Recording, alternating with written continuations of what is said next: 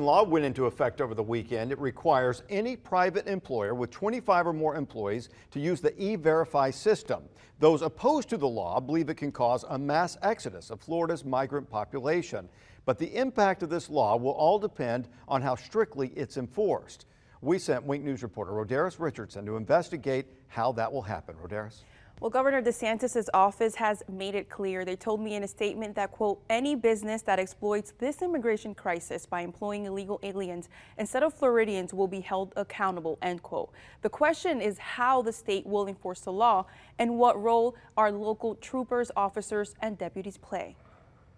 Florida's new immigration law is in effect. And after spending a week talking to migrants, some with documents and some without, it's clear their fear is real.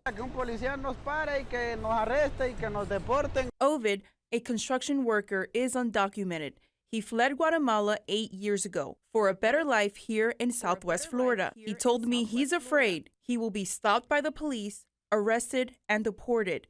The state cannot deport anyone, but Florida's new immigration law allows the state to punish people who hire undocumented workers and those who bring them into the state. I reached out to Florida Highway Patrol if the agency has any new protocols in place when it comes to coming in contact with undocumented people. No one could talk with me on camera, but FHP told me in a statement, troopers will be briefed/trained in regards to new laws and enforcement if applicable. Fort Myers Police also sent a statement. It read in part, the manner in which we currently police will remain the same here at the local level. We are here to serve and protect all of our community. And despite the new law and the fear, Ovid told me he doesn't want to go back to Guatemala. He'd rather stay here where he has a job.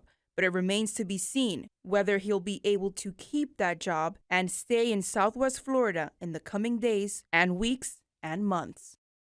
The Florida Department of Economic Opportunity will be handling most of the enforcement when it comes to punishing businesses who break this new law. Wink News reporter Michael Hudak explains how and the penalties companies face new at 4.